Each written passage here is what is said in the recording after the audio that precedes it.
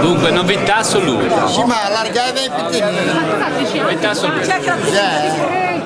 Due appartenenti al gentil sesso che tengono in piedi la squadra, e cioè Cia, prima voce, e Roberta Contralto. Noi cercheremo di essere all'altezza della situazione per sostenerle nella loro performance. Novità assoluta.